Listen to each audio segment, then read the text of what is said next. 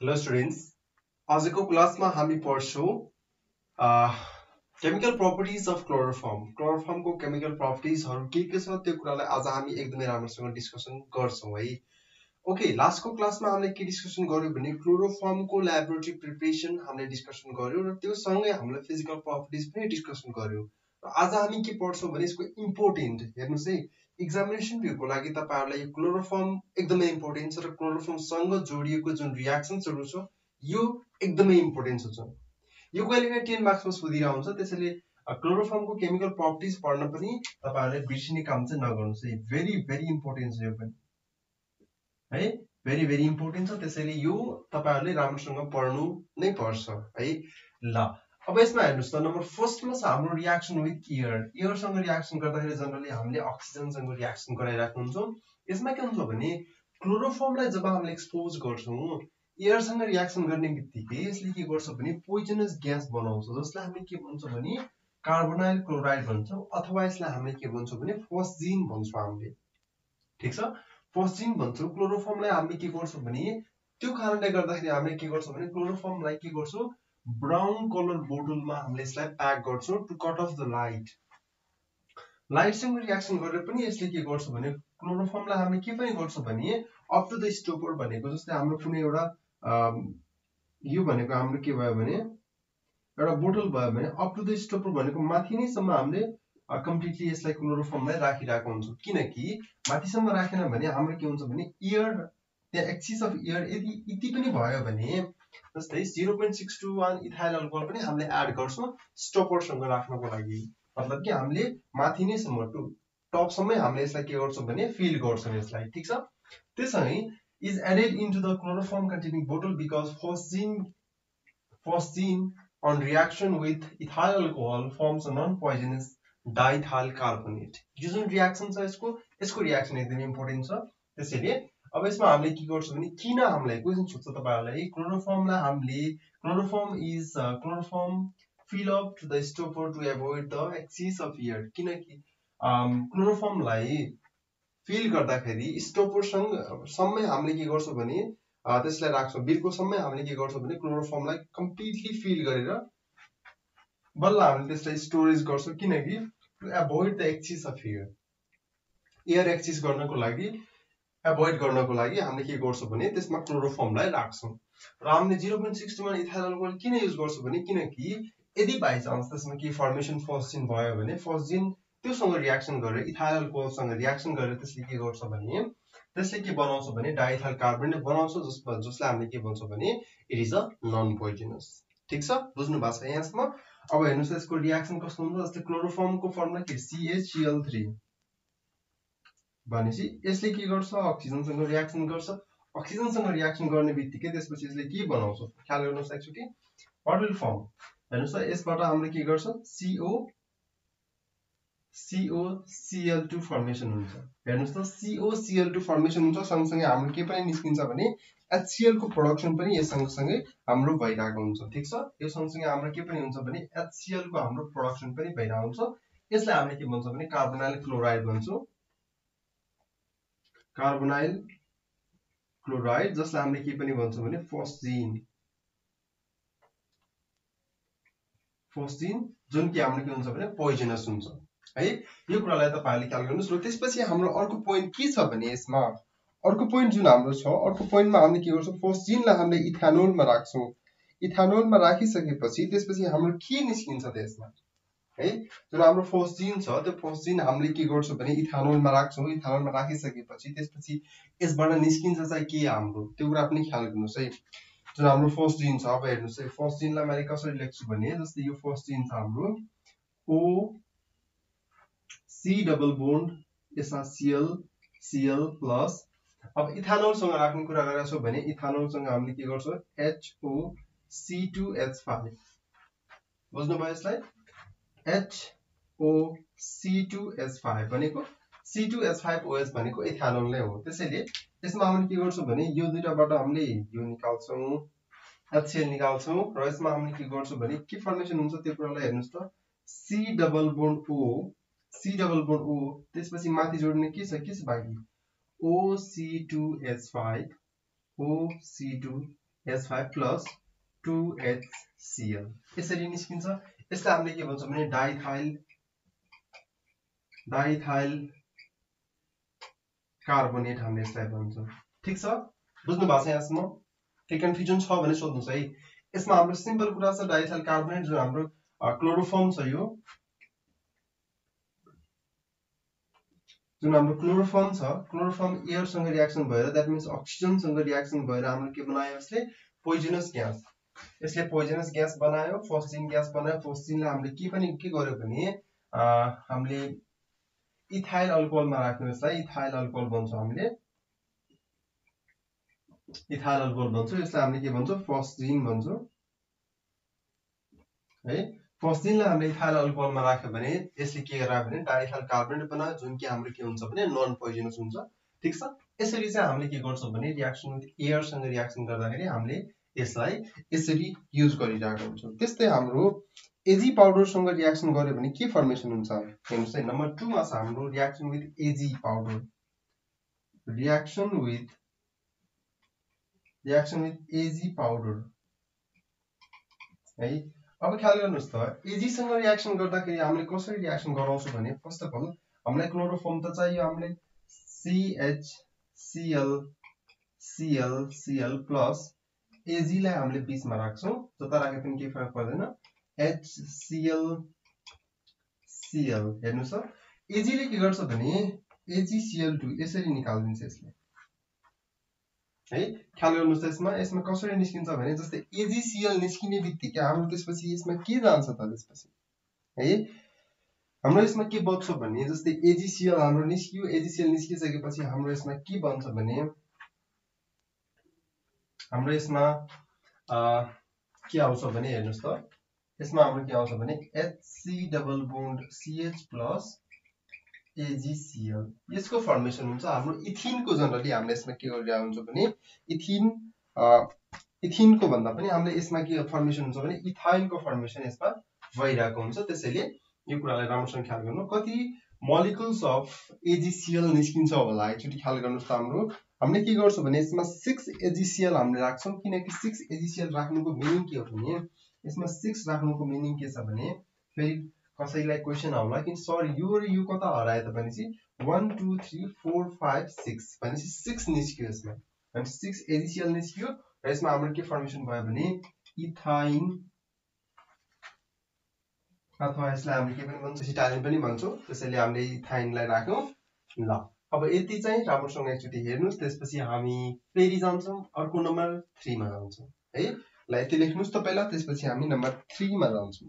ल यहाँसम्म तपाईँहरूले लेखिसक्नु भयो होला, यहाँसम्म लेखिसक्नु भयो भने त्यसपछि अब हामी फेरि जान्छौँ, त्यसपछि कार्बाइल एमिन रियाक्सनमा जान्छौँ, त्यसपछि कार्बाइल एमिन ट्विस्ट पनि भन्छ यसलाई हामीले। यसमा हामीले के पनि गर्छौँ भने प्राइमरी अमाइनलाई केसँग राख्छौँ भने यसमा KOH अथवा NaOH सँग हामीले युज गर्छौँ र हामीले क्लोरोफर्म राख्छौँ। क्लोरोफर्म राखिसकेपछि जुन पनि हाम्रो प्रडक्टको फर्मेसन हुन्छ, त्यो प्रडक्ट फर्मेसन हुँदाखेरि हाम्रो जुन अल्काइल आइसोसाइनाइड फर्मेसन हुन्छ, त्यो साइनाइड फर्मेसन हुने प्रोसेस नै हाम्रो के हो भने आइसोसाइनाइड टेस्ट हो यो चाहिँ।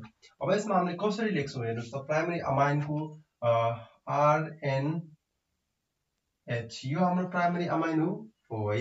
त्यसपछि प्राइमरी अमाइनमा हामीले के राख्छौँ भनेको छौँ, हामीले के गर्यो KOH युज गर्यो प्लस त्यसपछि हामीले यसमा के पनि युज गर्न सक्छौँ हेर्नुहोस् त, यसमा हामीले के युज गर्छौँ, क्लोरोफर्म युज गर्छौँ। क्लोरोफर्म युज गर्दाखेरि के हुन्छ CHCl3, this is the chloroform.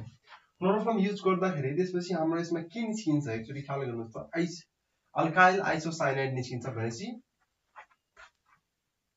Alkyl isocyanide है।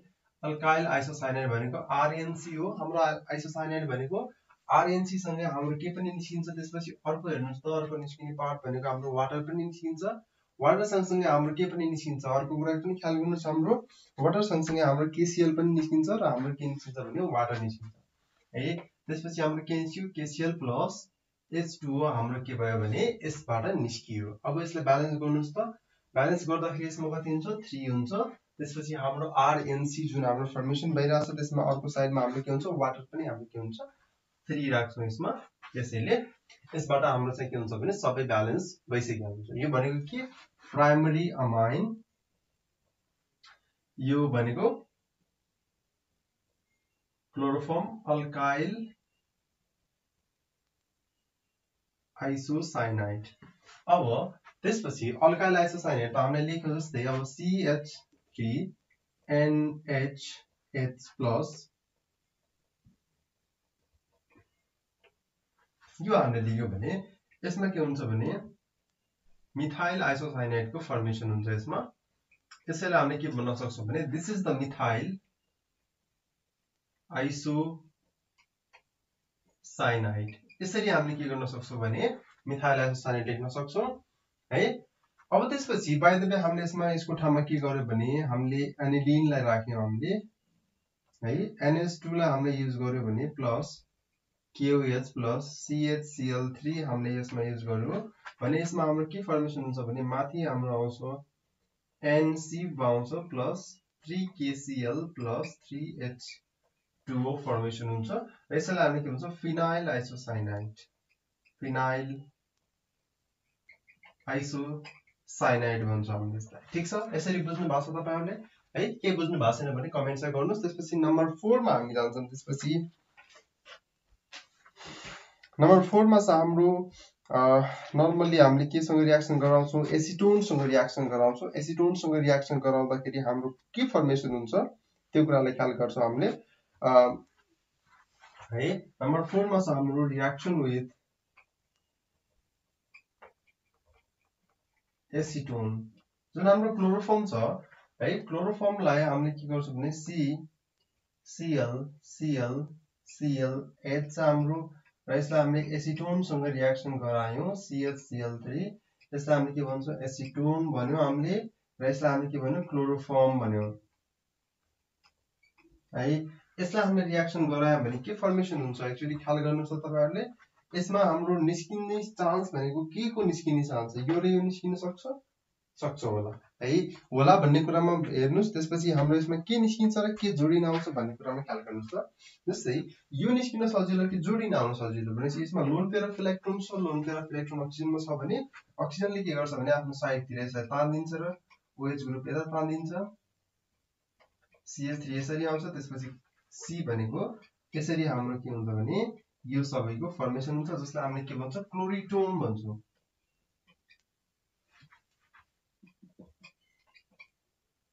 है। यसलाई हामीले के भन्छौं भने क्लोरिटोन भन्छौं।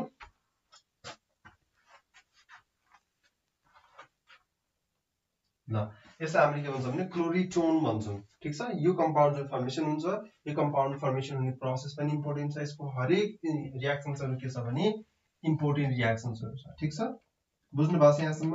सिम्पल रियाक्सन कुरा हो। रियाक्सन यसलाई मैले के गरे हाइड्रोजनलाई योसँग जोड्दिए। हाइड्रोजनलाई जोडिसकेपछि OH ग्रुप फर्मेसन भयो। डबल बोन्ड रिमुभ भयो। यसमा डबल बोन्ड रिमुभ भइसकेपछि यसमा के भयो भने यो सिम्पली यसमा जोडिन गयो यसमा चाहिँ। ठीक छ, क्लियर यहाँसम्म? ल त्यसपछि अब नम्बर 5 मा जान्छौं। त्यसै भन्दा पहिला चाहिँ यो तपाईहरुले सारिसक्नुस्। त्यसपछि हामी नम्बर 5 मा जान्छौं है। ल त्यसपछि नम्बर 5 मा छ अब हाम्रो नम्बर 5 मा छ रायमन्ड-टामर रियाक्सन। रायमन्ड-टामर रियाक्सन हामीले यसको डिटेल डिस्कसन त अलरेडी हामीले गरिसकेका छौं लास्टको क्लासेसहरुमा। त्यहाँबाट तपाईहरुले मेकानिजम पनि डिस्कसन गर्न सक्नुहुन्छ, बुझ्न सक्नुहुन्छ त्यहाँबाट। यहाँ अब हामीले के डिस्कसन गर्छौं भने एउटा सिम्पल रियाक्सन हामीले डिस्कसन गर्छौं। त्यो बाहेक हामी अरु केही पनि जाँदैनौं। यसमा हेर्नुस् त फिनोल हामीले के गर्छौं भने फिनोल अन रियाक्सन विथ जस्तै यो भनेको हाम्रो फिनोल हो। फिनोल रियाक्सन केसँग हुन्छ भने क्लोरोफर्म सँग हुन्छ। क्लोरोफर्म सँग रियाक्सन भएर हाम्रो केसँग हुन्छ अल्कलाइन NaOH सँग रियाक्सन हुन्छ र रियाक्सन कति डिग्री सेल्सियसमा हुन्छ 70 डिग्री सेल्सियसमा हाम्रो रियाक्सन भइसकेपछि यसमा के फर्मेसन हुन्छ हेर्नुस् त। यसमा फर्मेसन हुन्छ अर्थो हाइड्रोक्सी बेन्जाल्डिहाइडको फर्मेसन हुन्छ। अर्थो हाइड्रोक्सीको मिनिङ के हो ख्याल गर्नुस् त एकचोटी। CHO यसमा OH ग्रुप छ। अर्थो हाइड्रोक्सी भनेको यो ग्रुप हो। यसैले हामीले के भन्छौं भने सेलिसाल्डिहाइड भन्छौं। सेलिसाल्डिहाइड भन्छौं जसमा हाम्रो के हुन्छ भने यो मेजर प्रोडक्टको रूपमा फर्मेसन हुन्छ यसमा चाहिँ। त्यो सँगसँगै हाम्रो के फर्मेसन हुन्छ त्यो पनि ख्याल गर्नुस् त। हाम्रो यसमा इथाइल फर्मेटको फर्मेसन हुन्छ कि त्यसपछि अरु प्रोडक्टको फर्मेसन हुन्छ। यसमा हाम्रो के फर्मेसन हुन्छ भने NaCl + H2O को फर्मेसन हुन्छ। NaCl + H2O को फर्मेसन हुन्छ र यसमा हामीले ब्यालेन्स गर्दाखेरि यसलाई हामीले कति राख्छौं नम्बर स्लाइड 3 राख्छौं। यहाँ पनि हामीले के गर्छौं भने 3 NaOH राख्छौं। ब्यालेन्स गर्दाखेरि Na र Na ब्यालेन्स भयो। त्यसपछि हाम्रो 3 Cl Cl ब्यालेन्स भइसक्यो हाम्रो वाटर ब्यालेन्स भयो कि भएन त्यो कुरा पनि ख्याल गर्नुस् एकचोटी त्यसमा हाम्रो वाटर ब्यालेन्स भयो वाटर ब्यालेन्स हुनको लागि हामीले कति चाहिन्छ 2 चाहिन्छ त्यसमा है यसमा हामीले के गर्छौं युज गर्छौं भने वाटर ब्यालेन्स गर्नको लागि यसमा 2 युज गर्छौं ठीक छ ल अरु कुरा त सबै सिमिलर नै हो रायोमेटामिक रिएक्सन्समा हामीले यो गर्छौं त्यसपछि नम्बर 6 मा छ हाम्रो नम्बर 6 मा हामीले के गर्छौं भने रिएक्सन विथ कन्सन्ट्रेट HNO3 सँग रिएक्सन गराउँछौं हामीले कन्सन्ट्रेट HNO3 सँग के हुन्छ रिएक्सन विथ कन्सन्ट्रेट HNO3 सँग रिएक्सन भइसकेपछि के हुन्छ त त्यो कुरालाई पनि बुझ्न कोसिस गर्नुस् एकचोटी HNO3 सँग रिएक्सन गरिसकेपछि जुन हाम्रो फर्मेसन हुन्छ नाइट्रोक्लोरोफर्म फर्मेसन हुन्छ त्यो नाइट्रोक्लोरोफर्म फर्मेसन भनेको सिम्पल प्रोसेसबाट हुन्छ जस्तै यो भनेको हाम्रो के हो क्लोरोफर्म हो है प्लस त्यसपछि हाम्रो के छ भने HONO2 यसलाई हामीले HNO3 लेख्न सक्छौं HNO3 है यसबाट हाम्रो के निस्किन्छ भने यहाँबाट वाटर निकाल्दिनुस् त त्यसपछि हाम्रो के हुन्छ भने Cl त्यसपछि हाम्रो Cl छ यसपछि हाम्रो के हुन्छ भने यसमा NO2 ग्रुप हुन्छ यसलाई हामीले के भन्छौं भने नाइट्रोक्लोरोफर्म भन्ने गर्छौं यसलाई ठीक छ बुझ्नु भएको छ नि यहाँसम्म है यसमा केही पनि कन्फ्युजन छैन नाइट्रोक्लोरोफर्म फर्मेसन गर्नको लागि हामीलाई सिम्पल कुरा टेक्निक छ सिम्पल टेक्निकबाट हामीले के गर्यो भने नाइट्रोक्लोरोफर्म फर्मेसन गर्यो प्लस हामीले के गर्दियौ भने यसमा वाटरको पनि फर्मेसन गर्दियौ यसमा ठीक छ त्यसपछि नम्बर 7 मा छ हाम्रो नम्बर 7 मा छ रिएक्सन विथ NaOH और KOH यो दुईटा सँग रिएक्सन गराउँदाखेरि एउटा सँग कुनै रिएक्सन गराउनुस् यो सँग रिएक्सन गराउँदाखेरि जस्तै क्लोरोफर्म छ हामीसँग क्लोरोफर्मलाई हामीले के गर्यो भने NaOH सँग रिएक्सन गरायौं NaOH सँग रिएक्सन गराइसकेपछि यसमा के फर्मेसन हुन्छ हेर्नुस् त यसमा हाम्रो के फर्मेसन भयो भने जुन ठाउँमा हाम्रो क्लोरिन छ त्यो ठाउँमा हाम्रो के हुन्छ भने OH ग्रुप गएर जोडिन्छ OH ग्रुप जोडिसकेपछि त्यसपछि हाम्रो यहाँ फाइनली हाइड्रोजन हुन्छ यो ग्रुप के हुन्छ भने अनस्टेबल हुन्छ